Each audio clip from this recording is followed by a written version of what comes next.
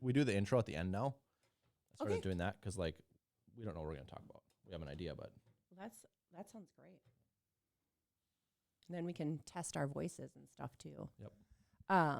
So I asked my clients, tell me the most valuable lesson that you have learned coaching with me.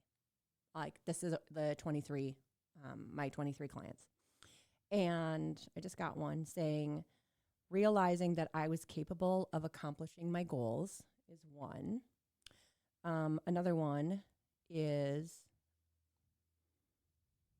I got it. There we go. I've learned to give myself grace and not be too hard on myself. Another one is, I don't have to do everything right now. I don't have to do it all right now, which sounds like a grace thing as well. yeah. Well, that's the difference. What was the first one again? Remind me. The first one Those is all, that's all like the central theme, I think. Yeah, right? And that's why I was like, hey, this is going to be a great topic for today. Realizing that I'm capable of accomplishing my goals.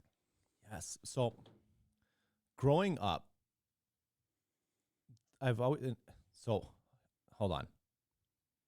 Growing up, I realized that there's a large portion of the population who sees people's lives that are actually living them around them in positions of management or business ownership and all of that. And they view these positions and people as stories and not things that can be you. And I don't know what the difference is, but when he or she said that realizing that I can accomplish my goals, it's realizing that we're all people and that we can all be in all the positions around us. And like, that's actual reality. And it's not just a story. And like, that's such a huge revelation. So we were at the Wild game with my wife last week, and there was this guy behind me, and he spent the whole flipping hour talking about other people's doing amazing things around him. And I turned over and said, this is one of my biggest pet peeves, is listening to people talk about other people's lives the whole time. I've heard nothing about this person's life, just all of the amazing things that people around him are doing. You turned around and said that to him? No, I said to my wife. No, no, that would not be tactful. Well, you know what you could have said to him? You should have turned around and said, wow, that is so great. You know, you are the accumulation of the 5 people that you have around you. You need to be sticking closer to them. Make sure that you are with them at least twice a week. And try to get twice a week. Right. Let that stuff just, fall on you. Because, I mean, some of it is just that. Yep. You know, it's just totally like who is around you. You can't help but become exactly the same. Yeah. Cool. So 23 clients. It's amazing. You just started this. I did. Yeah. Yes. Yeah. And I am just like living my best life over here. Like it is so fulfilling. Yeah. So well. I guess I should do an introduction. This is Michelle Christopher, longtime friend. Yes. Yep. Definitely friend. Yes. It's way more expensive for me to be your friend. It's way more lucrative for you to be mine. Yeah. Yeah. But that's why we're here today. This third time on the podcast, and we've had right? Yeah, I think third so. time. Yeah. Yep. You know that our last podcast was like the original that said Remax here, and we've done tons of changes. It looks so good. And we just changed this yesterday, so this is a new one. But from Section 8 housing, yes, to corporate COO, to retired from the corporate business and into life coaching. Yes. That's the quick story of it. Yes. And we know each other because I dabble in real estate. Yes. So I have multiple rental properties. Yep, which is really cool. We originally got connected on a Facebook page because I wanted to potentially sell my lake home. That was our primary residence at the time. So I think Lotus Lake has a Facebook group, right? It does. Yep. And so I had asked a client that I'd sold the house to on Facebook to post on there. And knowing now, this totally matches up where if you see an opportunity, like you reach out to it. So I think she just posted that somebody was looking for a lake home, and then you actually reached out to me and responded. It was cool. You did, exactly. Yep. Yeah. I mean, what a smart thing for you to do that, because all of these people have needs out there. And it's like, if they can't find you, you know, like I had a need, I wanted to know how much my house could potentially sell for. And like, did I want to upgrade, you know, stay on the lake, but upgrade at the time. I didn't know I was going to be moving out of state. Right. Neither did I. When we started. Yep. But yeah. So no, that was really great. When you retrace like some of these relationships you have, and the way that they started are like so like out of this world. Like what a weird way to do that. It's all like these odd actions that just culminate in these relationships that last like, what has it been, 6 years now? 5-6 years? Yeah. Oh Yep. my gosh. Yeah. It's so we're cool. 04. Yeah. In 04, we're 24. Earlier I said 14. Yep. So I'm working my way backwards decade at a time. Yep. Just today, I guess. But yeah, well, 2024. Cool. So anyways, we wanted to talk a lot about goals today because we're still pretty close to the new year. And I think you just shared a stat with me. What was that? Yeah, I just read something or heard this stat that people keep their goals or like continue with their goals or stay like New Year's resolutions for an average of 19 days. After the new year. Yeah. Which means like right now, people are 6 weeks sulking or wondering or feeling like, how do I start over? You know, maybe I'm missed it, or it's too hard, or it's too this, or. Yeah. And that's heavy. Well, yeah. And Yeah. I'm sure like this time last year, they were in the same place. Mm-hmm. And because they gave up, in 25, they're going to be doing the same thing on March 1st, going, why am I the same? Because I would say the first 2 weeks of like any action like are probably the hardest. So by the time you go through the first 2 weeks, like you've already done it and you went through all the suck, and now now you have to start over again. Like that's devastating, right? Yeah, but do you think you start over?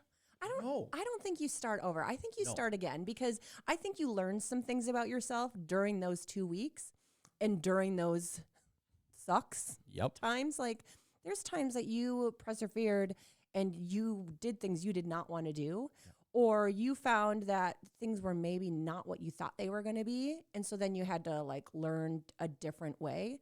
So I actually don't necessarily even believe in starting over as much as like starting again as a smarter person, you know, from a, you know, like you got a leg ahead.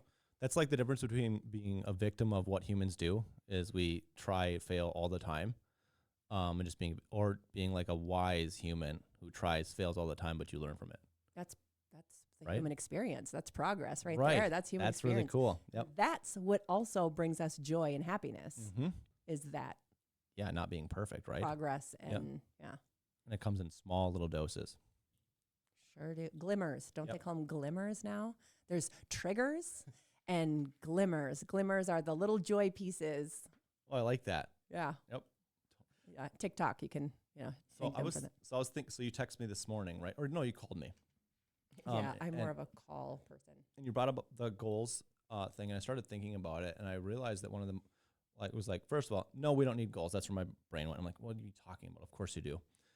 And I got all the way to like, I think the hardest thing about goals is that all the small like glimmers in between, you don't think about them. And all that you end up thinking about is this monstrosity of a gap between where you are and where you want to go. And so every morning you try to solve the gap. The elephant. The elephant, right? Yes, you try to solve the elephant, and then it becomes so overwhelming.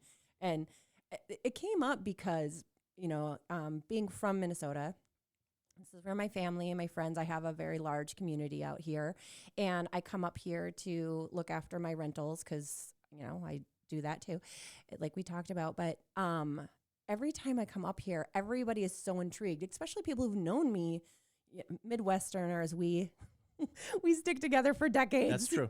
So they've known me for multiple decades, which means they remember me and knew me when I was on welfare, when I was living in Section 8 housing, as an adult trying to navigate my life. And then they're like, you have multiple rentals. How do you do it? How do you do it? So they always ask the question. And I feel like I'm on repeat. Like I almost kind of want to record it and then just be like, hold on, let me play it again. So they know, like they obviously have something in them, right? There's something that's making them ask the question, that's getting that they're curious, right? So they have some curiosity. Yep. It continues to come up for them. And each year, like last year when they asked me the question, I told them, here's how you get started. This year they asked me the question and it's the same answer as last year. And they're nowhere, they've lost a year. Yeah. They've lost a year, right? Yep. And I'm telling them, and I'm realizing like this time I said, why are you asking? Why do you ask? And they were like, I don't know.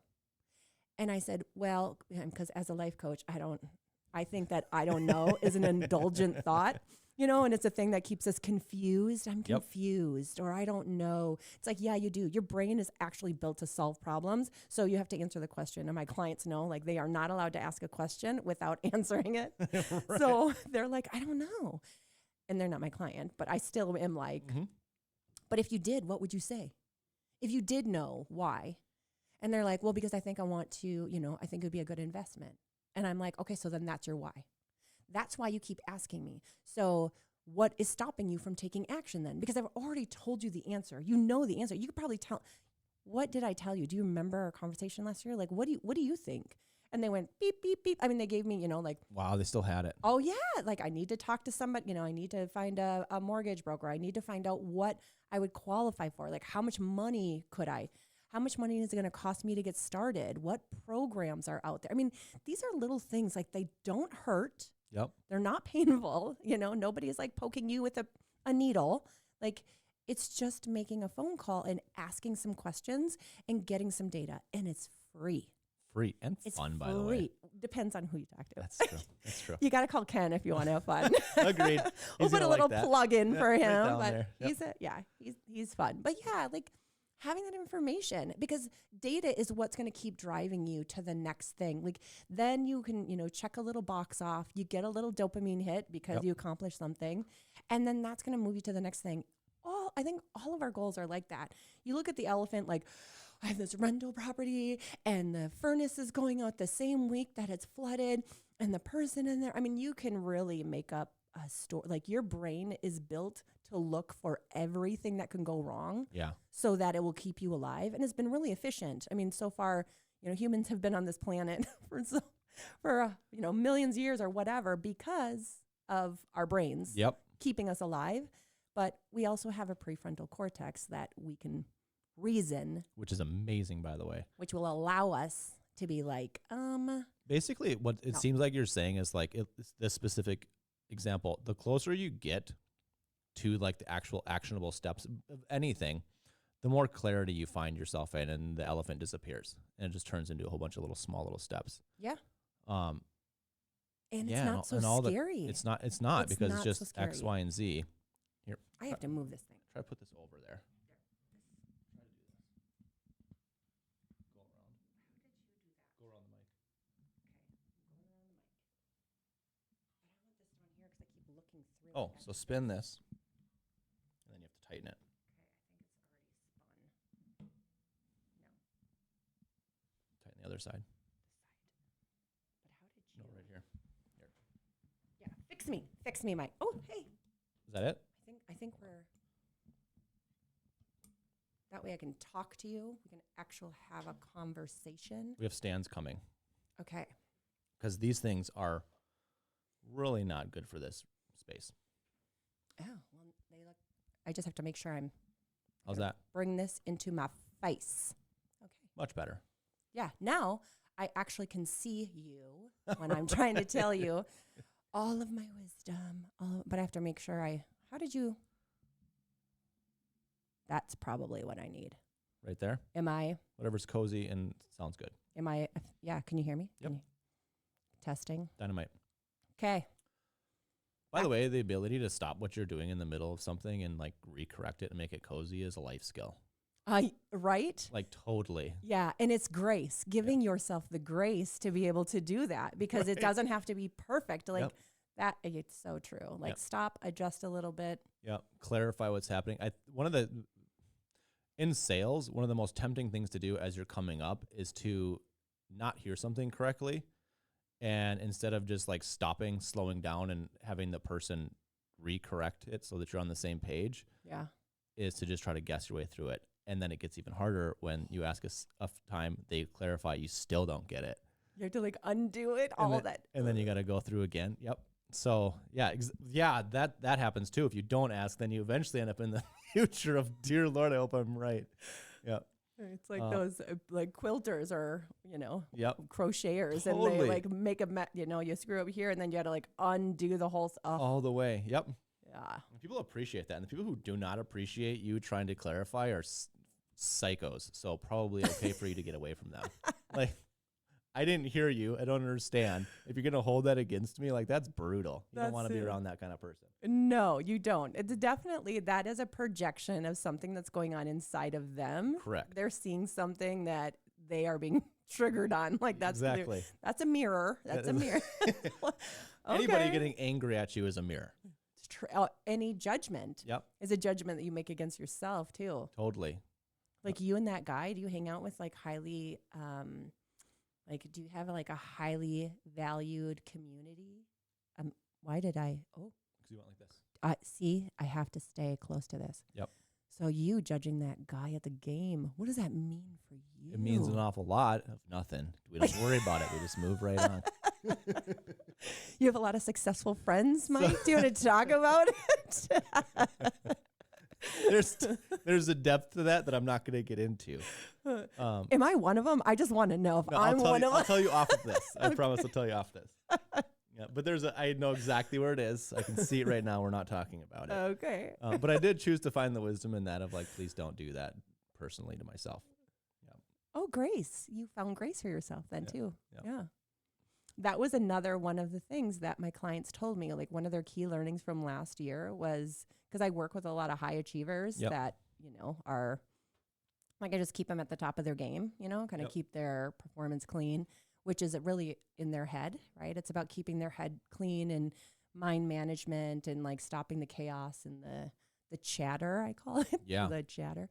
And one of the things I said is, just having the grace, giving myself that grace. And I do think that that's such a important thing that, when you do see things, people who, what's the saying? People who know better, do better.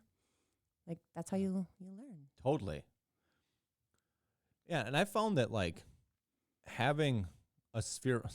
So this is a weird thing I was going to bring up earlier, is that you have friendships that kind of span the test of your life. And they kind of fit in different spots. And some friendships from the past you let go. But then there's some friendships from the past, and these are the goofy ones who don't necessarily elevate alongside where you're going, Right. but they're still really healthy at the same time.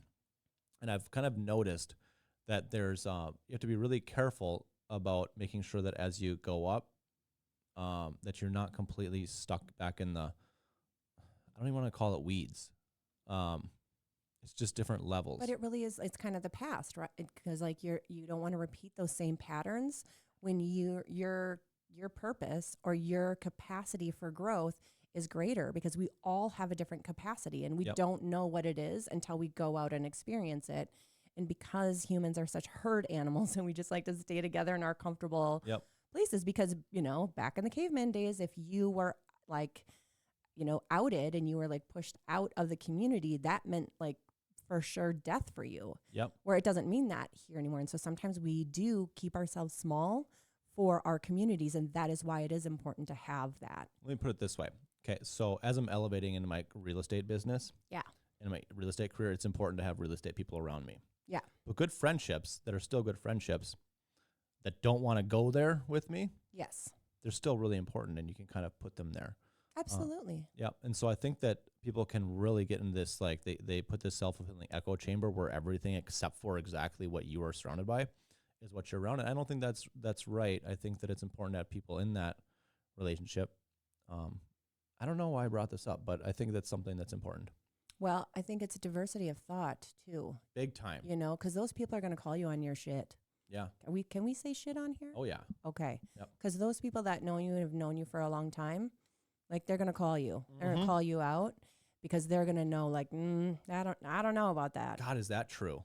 You know, where like your friends, like your shiny friends are going to be like, throw it all to the wind. Like, just let caution decide your fate. You know, they don't know you, and they might not care about you as much as the old friends are the ones that are going to say your looks like you're putting a few pounds on. They're the ones that can say that, right? They can, yes. Right? Like it's that stuff that no one else in your new life. Wow, that's interesting. Yeah, and I think they only can say it to men. Totally. Not women. Women, that's not a thing. No. We don't. It's probably not going to happen. Nope. You're just going to. They can say you're definitely more voluptuous.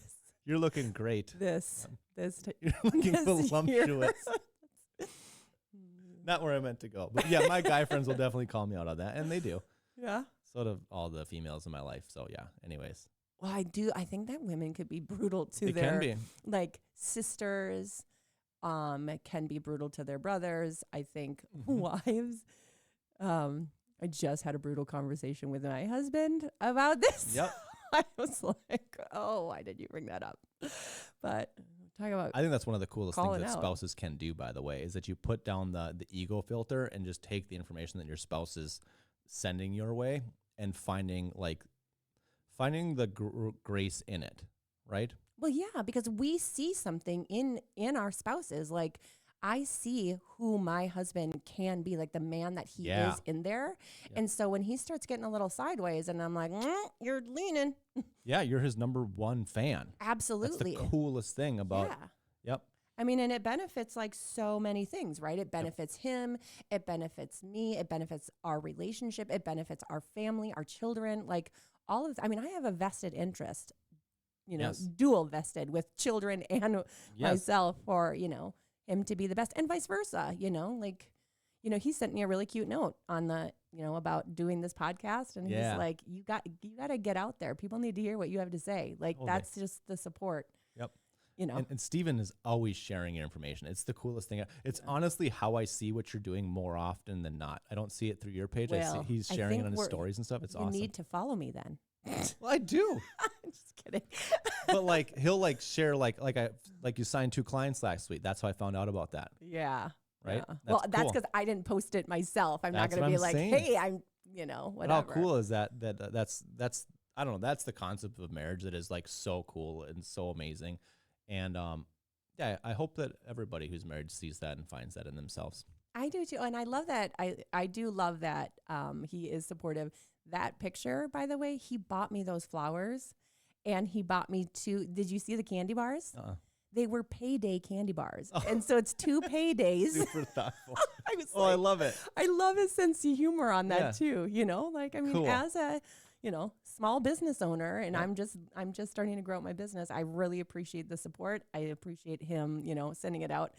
And, some of the sense of humor. Yep, totally. I love that. That's amazing. Plus, being good at gifting is like a skill. Oh, and he's I think so good. everybody should learn it. If oh, you're my not gosh.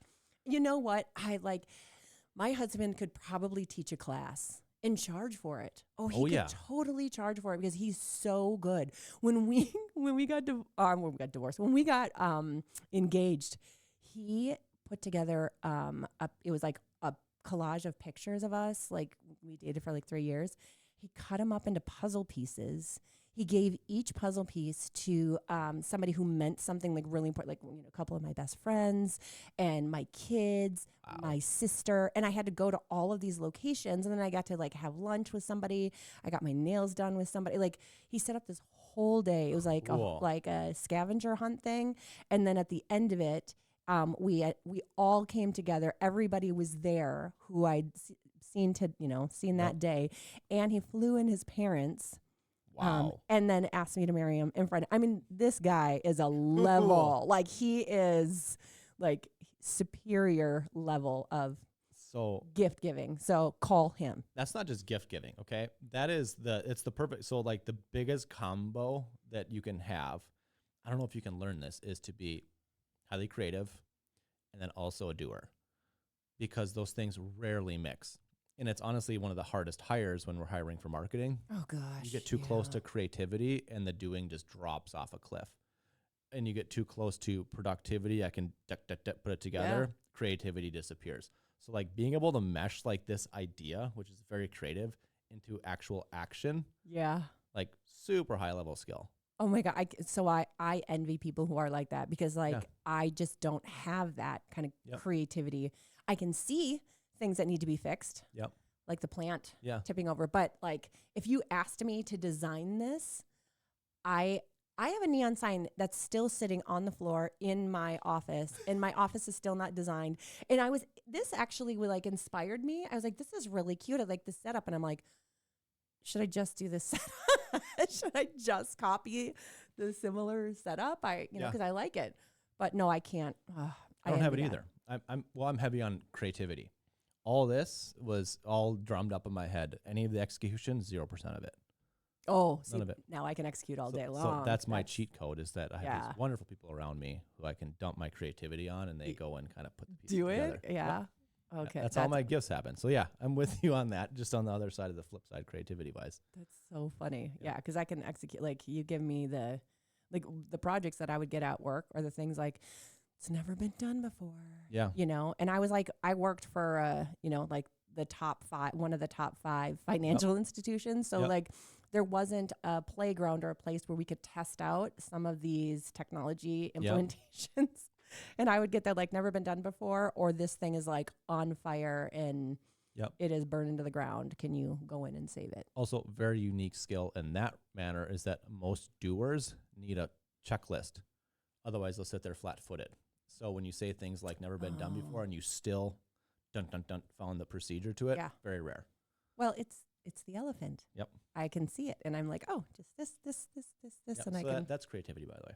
carve. Oh, You can't do that without it. I'll take it. I will take that. You I am cannot adding come up with new things without creativity. I'm adding that to my personal resume. From now on, I am creative. You're creative. I've seen all of your houses. Oh, good point. Bathrooms don't get designed without creativity like that. Oh, yeah. Yeah. I'm not creative. Yeah, I do. My bathroom's like, I was going to say celebrities could die in my bathrooms, because Correct. somebody did say that to me once. nice. They were like, Wonderful. this is gorgeous. Like, Yeah. this looks like a celebrity could die in here. I was like, that's horrible. That's the most horrible compliment I've ever gotten like in my life. Yeah. But thank you. Yep. No, they're my happy place. It's Cool. beautiful. So let's rewind and get back on track to goals. I think this is all on track with goals, by the way, but back on track. What do you think is the biggest difference? So what are some actionable steps that you will take your folks through? Oh, you know what? I think don't overthink it, because the first thing I think that people need to start with is their values. There's things that are just really important to them, whether it be their family or being creative. I think that that's a value that you have. Like, you need to be creative in your job. Like, there's not enough money that if you just had to go and check boxes every day and you couldn't be creative, You'll die. you would lose your mind. Yep. Yeah. So you have to have your values in place. Like, what do you like or whatever. And I always think we start with that. Yes. And another thing too, we had this thing that we would do at my corporate job, and I think it's like a book. So it's called Start, Stop, Keep, or Start, Stop, Continue. That's another thing too that I think is really important, because oftentimes we think goals are new things that we have to start doing that we've never done before. And sometimes the goal is to continue what we've done last year. Yeah. So we just want to continue. Like, we don't have to put such an effort to it, but if I'm working out, I'm playing pickleball 4 to 6 times a week, I'm just going to continue that goal. I don't need to change it. Yeah. I don't need to up it to 5 to 7 weeks. I can maintain and be really happy with that goal. I think that's another thing people need to look at. Totally. But I think if you start looking at your values and you look at the things that you want to start doing in your life, that, that's where a lot of people, I think that's the common goal, is like what I want to start doing. And I think stop goals are important. Like, I want to stop wasting so much time, stop spending so much time on social media. I think stop goals are really important. And then continue or keep goals. Those are important. Wow, that's the key. I mean, that's honestly the key, because if you dip into financial projections, or even professional projections, it's just the slow continuation of what you're already doing over the span of decades. Yeah. That really shows all of a sudden you wake up 10 years later and holy crap. I'm a millionaire. And I'm where exactly like I'm where I thought I wished I would have been 10 years ago, and I didn't even notice it. Yeah. But it's just those small progressive Yeah. steps forward. People don't understand that, you know, like I remember when I bought my first rental, I think I had to like borrow money from my 401k because I didn't have enough for like the down payment. And I think that the numbers were coming back that I was going to have to pay in $100, and it was like $120,000 townhouse. Yeah. And I was like, and I knew, I also knew like I couldn't afford my home mortgage. Like we couldn't afford our home and this home. So I'm like, it has to be rented. Yeah. It has to be. Oh my gosh. And I'm going to have to pay $100. Well, most investors wouldn't touch that. They would be like, oh, it's not cash flowing, has to cash flow X% or whatever.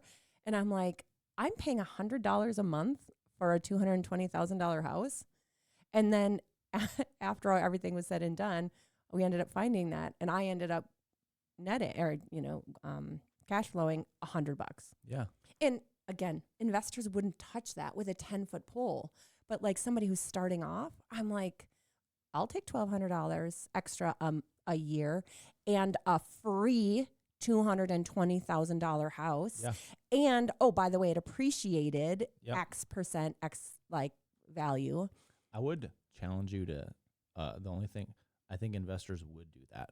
Okay. Would they? It's the people who. Well, I guess I'm an investor and I do it. Yeah, So I guess who, I am. That's the weird flip. The people who won't do it are the non-investors who have all the excuses in the world.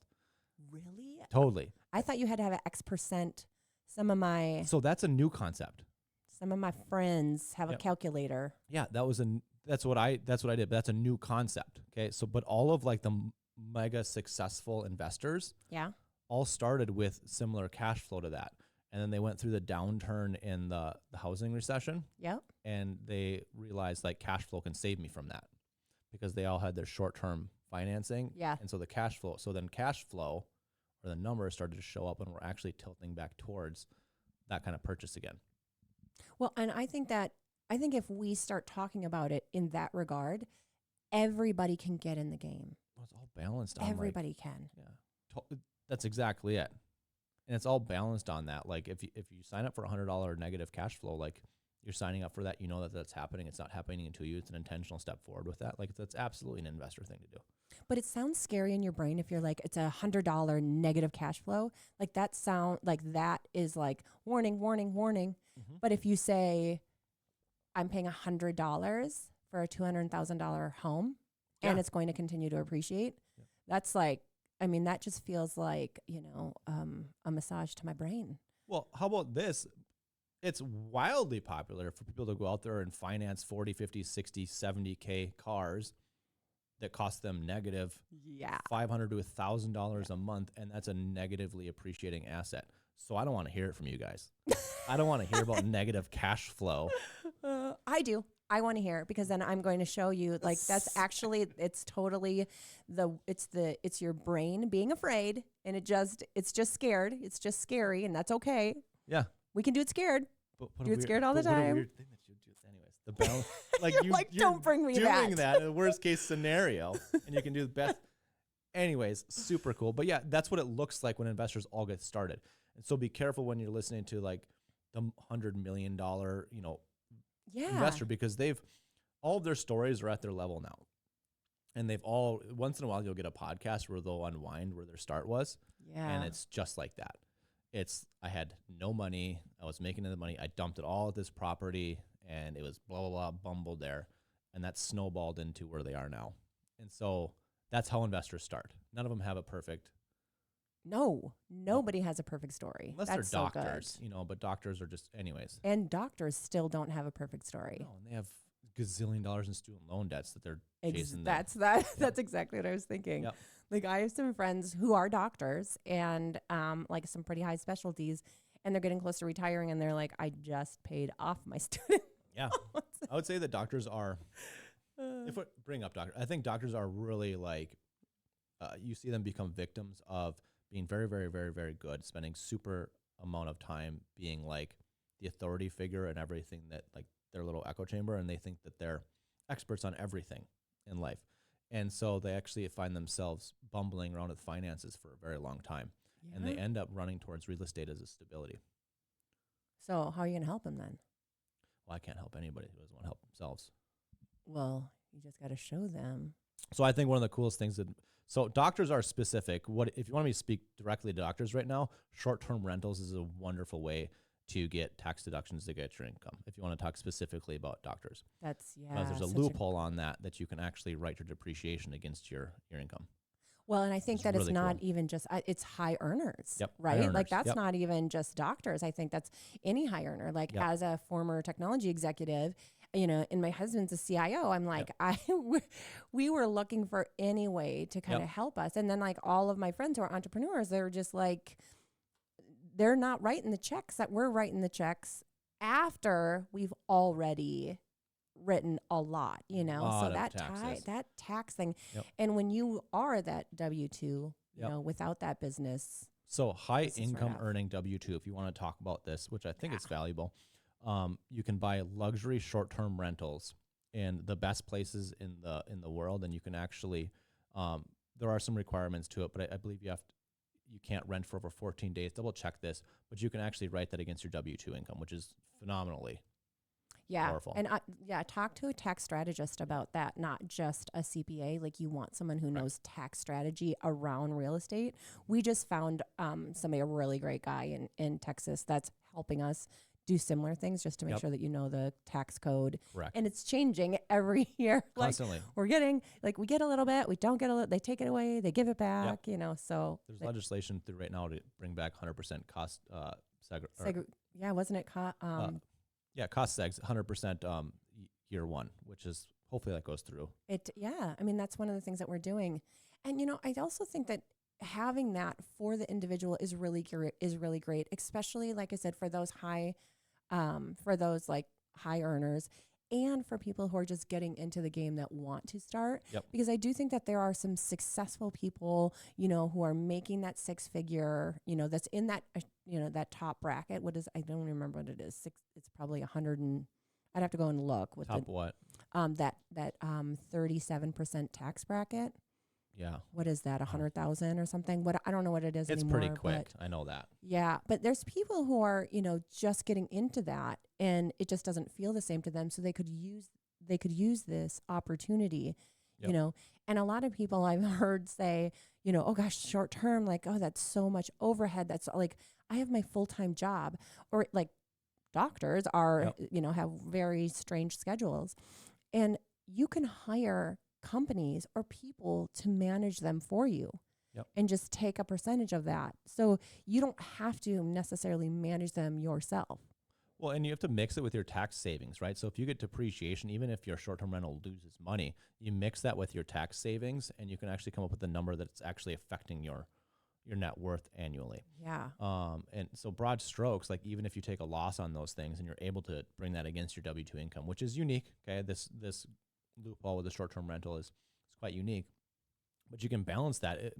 Your taxes come out of the W-2, and so it doesn't act like it exists, but that's real money. Yes, it is. It's getting cut right to the government, and you can make a huge difference in that if you're actively. And that is money that is coming out of your paycheck, out of your family's mouth. Yes. Correct. Like eggs.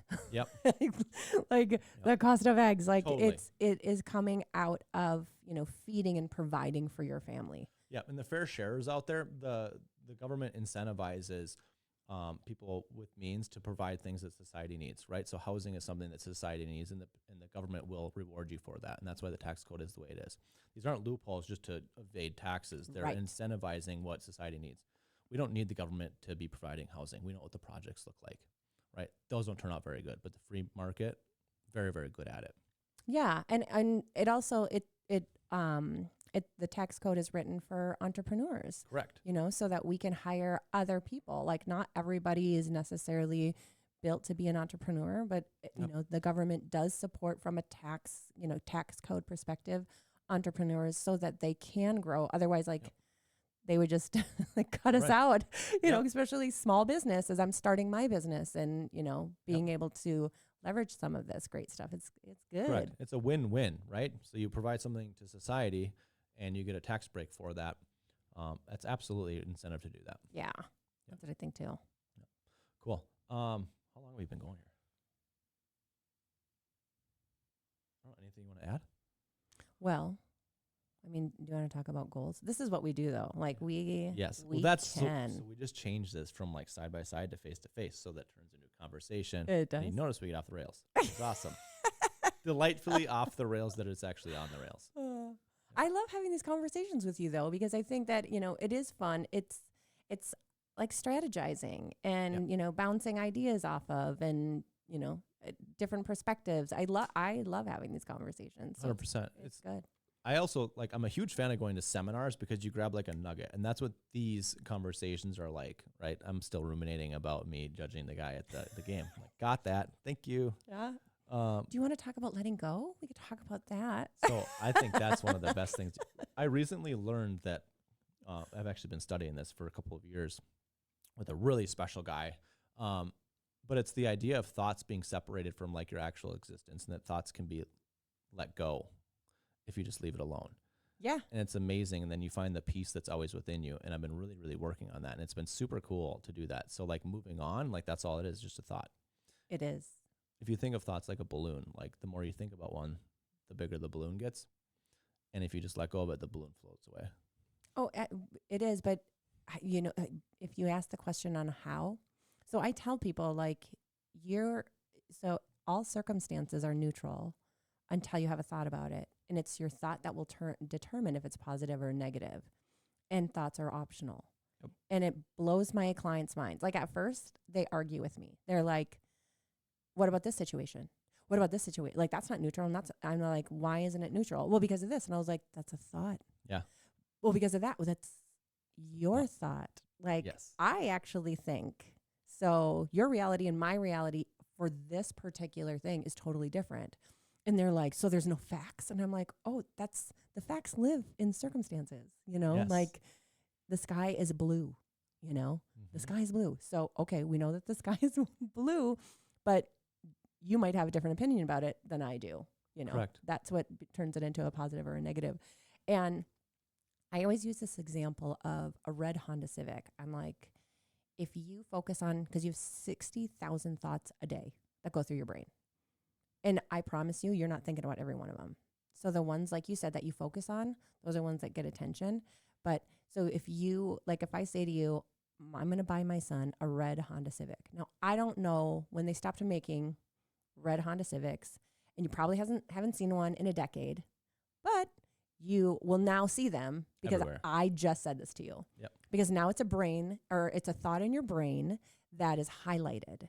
And then your brain will look for evidence to make that thought true. Totally.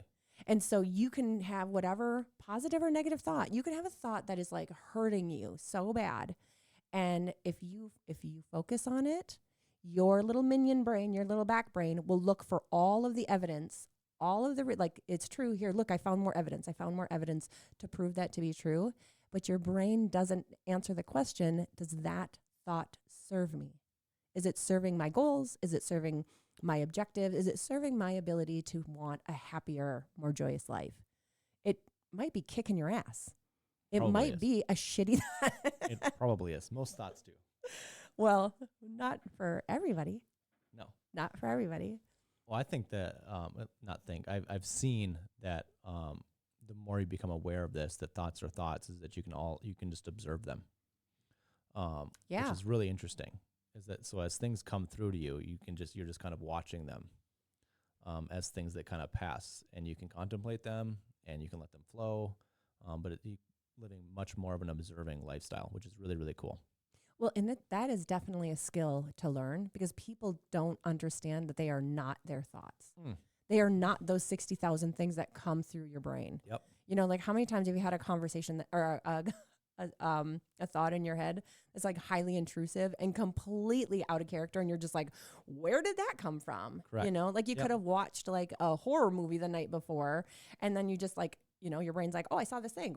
How about this? Yep. It makes suggestions to you all day long, and that's its job. Its job is to suggest thoughts for you to think all day long, and then you get to choose which ones you want to pick out. Yep. And I refer to it as like you pick it out and you put it like in the marquee, And once it's up in lights and it's in that marquee, that's when your back brain, your minion brain, goes to look for evidence to make that true.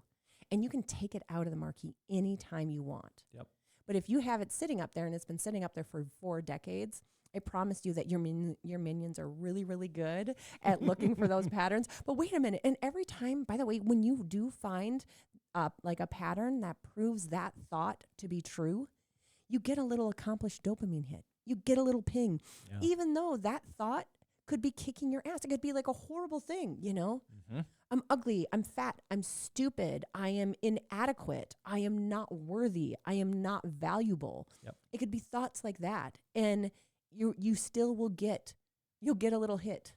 This is how relationships and marriages fall apart, right? You start finding things that your spouse see they do that because of this. And so you can build this story about your spouse that you're just paying attention to those types of things. Yeah. And so that's totally where relationships fall apart. See, he did that because of this. See, she did that because of this. And then you just build this resentment bubble. Yeah. And it's all just thoughts. Yeah. Disconnected from reality. Totally. Yep. And all made up. Like Correct. You just were the author of your own reality that didn't even truly exist. If you asked, like, why did you do that? And they were like, oh, because of XYZ, not the same of what you thought. Not going to follow your narrative. That's yeah. Yeah. Well, you could make that choice too. Totally, right? You can their answer, you can use that to do that. Yeah. But they're all just thoughts. But yeah, I've noticed that. And if you like the big relationships around you, if you remember that, like if you bring a spouse, that's an easy one to talk about.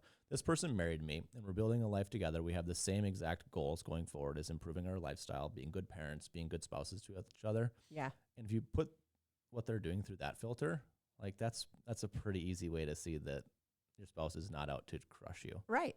Yep. And it goes back to that, the conversation earlier where I was saying, I see something in my husband that, like I see what he can be, like I can see his future self and I love his future self. And so I have this vested interest. And now because we have children together, I have a dual interest in ensuring that he continues down his goals, Yes. like what he wants. Like I'm not trying to make him into somebody he's not, right? Like he gets to pick that. But I can help him like, is this serving you? Yes. Are you on your path to what you want to be and your objective? Yep. But maybe not bring up weight. Tell you what, when my wife brings up weight, it is the biggest like boost of energy for me. I love to hear what she thinks of me. Really? Oh yeah. Yeah. Hey, aren't you you're hitting the pantry too much? I'll be off candy for a week. For a week. It means a lot to me. Okay. Right. So yeah, that stuff I actually enjoy hearing that from my wife. That's so good. Yeah. That is so good. Well, she's giving you a glimpse into like how I can adjust to be more attractive to her. Yeah. Like, what a blessing. Like here, she's giving you the key. Yeah. She's totally giving you the key and you're like, okay, I'll take it. Yeah. Thank you. It's not attractive when you eat 3 popsicles in a row. I'm like, oh, I'll stop doing that. It's not. Because I was having a blast. I had no idea. Yeah. You're like, it felt good to me. Yep, I have not eaten 2 popsicles in a row since she said that. Oh, that is so funny. Yeah. And I don't know. I think that's really cool stuff. I think so too. I mean, having that level of connection and intimacy is amazing to be able to. Well, you're on the same page. Like ultimately you marry each other and you're going the same way. Yeah. That's why on this hook, like while you're in your engagement and courtship, doing the best you can to find if you are equally yoked with your spouse of like your trajectory is huge. Because if you find that you get married, that you get 2 years in, you have kids or whatever, life gets hard. And if your core yoking is off, yeah. Oh, you're going to have a hard time. You're going to have a really hard time. Have some of those conversations. People are like, oh my gosh, like you're having them like so early. But if you are thinking that this is somebody that you want to invest in, your time is valuable. Like you want to know, are we on the same page? Yes. Like have those. And some people, they're like, if a woman leads with those, and especially this day and age where like we can go out and make our own money. Like you just have to remember, we can go to banks to have children. We don't necessarily have this need like we did, back in even the 70s. The 70s, women couldn't open their own checking account. Did you know that happened in the 1970s? In my lifetime. It's insane. Women could not open their own checking account. Couldn't get a mortgage. All of my properties are in my name. It's amazing. I would not be able to do, my mom could not do what I am doing now. It's amazing. Like, talk about, gotta love those ladies, but, Yeah. and paving the path for us. But I do love that. I love, like what you were saying about, being, having those conversations early, because people do need to make sure that you are, and, people think it's aggressive, and it's like, women aren't wasting their time anymore. We don't have to settle. I think women are wiser earlier, for sure. 100%, right? So like I think that's the hardest thing about like a relationship in your early 20s is because the guy's still pretty stupid and the gal has kind of figured things out and she's observing things more. And so, yeah, it can come across super aggressive, but she's just like, I'm here. Yep. I know what I want. I know Correct. what I want. I can see where this is going. Yeah. This is going to be problematic. We don't work it out right now. Yeah. Or like, are you, or do you want the same things? Because like, I'm starting to have feelings and I don't know that I need to get my heart broke if, we're talking about these like big life trajectory things, right? Oh, absolutely. Like, absolutely. I mean, even just down to like your values. I think that's also really important. Like, talk about that, talk about like integrity and honesty and all of those really big things, Yeah, because during a courtship, pretending to not have the same values will not last. No. Just because he's cute. Nope, won't. So he won't be cute that long. You're gonna spend at least I did. I spent the first 3 years of my marriage as we both fell back into our like selves. Delightfully surprised that we found ourselves very, very nicely yoked at the core of it, but we didn't have to be. That was lucky. Lucky or not, I don't know. Yeah. It was very, very nice. But don't you think also that, even if you are equally yoked, it is difficult to navigate. Oh, hell yeah. Don't think that just because you're equally yoked that it's all just like wine and roses all the time, because it's not. Like, you're still living with another human that has their own opinions and their own brains, and we don't live in a world where like it's all, if people would just live the way I thought they would, the world would be so much better. But dang it, everybody has their own dang opinions and it screws up this perfect world I could create if you just did what I wanted, so you do have that. Oh, yeah. The door to resentment in any relationship, is specifically your marriage, is always open. It's right there that you can just walk through and it's going to feel good. You're going to get those dopamine hits. So it's always present. It's always there. And you have to choose to fight for your spouse, I think, every single day. I think you do too. I think you do too. And I think that you have to remember, like, your marriage is above your person. Like, you have to honor that relationship like at its highest self, because sometimes you might not like the person, that you're with. This is really interesting that we're having this conversation because in 4 days, 5 days, whatever, the first, in 5 days will be our 15th wedding anniversary. Amazing. Yeah, 15 years. We have been amazing. We've been amazing. We've been married. Yeah. We've been there's no like miracle marriage. I know that. No. I know that. Yep, but there is one that you're going to fight on together. That's what it is. Yeah, it is. It's taking those hits, like those big hits, and going in it together. It's so true, though. I've learned through my marriage, I've learned to conquer my ego. I started with my wife, conquered my ego with my wife. So we'd have a fight, and I'd still be here. And at first, it was forcing myself to, but I'd go back and I'd rub her feet. And now I just kind of do it naturally. So I give myself 25 minutes to like chill. Yeah. Before I'm ready. Before my brain still wants to like ram it home, I'll go rub her feet for a little bit and we'll reconnect. I think that's so important. I'm pretty good at doing that. I mean, because it's such a show of service, you don't have to necessarily agree. Like, the argument was obviously on not agreeing about something that you both were very passionate about, but you still are like, I want to be of service to you. And and you have the connection, like the physical touch connection. It's hard, especially when you love somebody, like to be angry with them when they are touching you and being of service to you. Yep. Like, it's probably pretty hard for her to be pissed at you. Yeah, and oftentimes we don't solve it there, but it's more of like, I'm doing this anyways. Yeah. Because oh my gosh, you probably have created so much more joy in your life singularly by doing that, because you have eliminated so much unnecessary suffering by just doing that. It's like, I married you. Like, I super like you. I know it doesn't feel that way, but like my wisdom tells me that I super do still very much like you. Yeah. Like, let's pretend to like you. And you but you are serving yourself too. Yeah, totally. And not even really, Yep. Yeah, you get so much good stuff from that. Yep. Anyways, that's what I've been doing. It's very, very difficult to do, but I've been getting better and better and better at it. Yeah.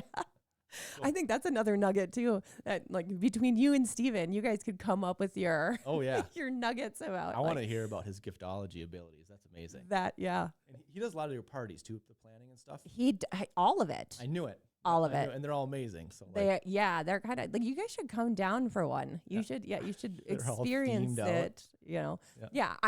I'll come up with the theme for my birthday, and then he comes up with the theme for his. Yep. But then he does all the planning. So like decorations and That's so cool. you know. But I have like anxiety about the budget, so I'm like, we need to set a budget. Yeah. You know, and he's like, okay, and he never follows it. He knows like. I think he's like, yeah, okay. But I don't know if he truly just knows that he's probably not going to follow it. He's like, but this is so cool and this is going to be such an experience and Yeah. people are going to love it, you know? That's so a great balancing though, right? And it's cool that you have anxiety about spending, by the way. That's how people die, is that they don't have that. I know, right? I think it's fear is a very important Yep. emotion Yep. and it's trying to tell us something, you know, fear and anxiety. They are both very important. And some people just don't have them. Like, I don't get it. I was talking with Ken on the way in, and he's like, so the real estate's been tough right now. And we know that there's pockets of like people who are struggling. And he's like, I'm watching these people like go and spend. And like, I don't know how they're doing it. Like, how are you doing that with a smile right now? And so some people just don't have it. I don't understand how or why. Oh my gosh, I can't. I feel like I have to tell you a story. I Okay. feel like I have to tell you a story right now. Let's do it. Okay, we're going out. Okay. Okay. So I probably have to ask my husband to disclose this. So we'll record it and then we'll decide. Hold on. Let's cut it and make it nice and easy.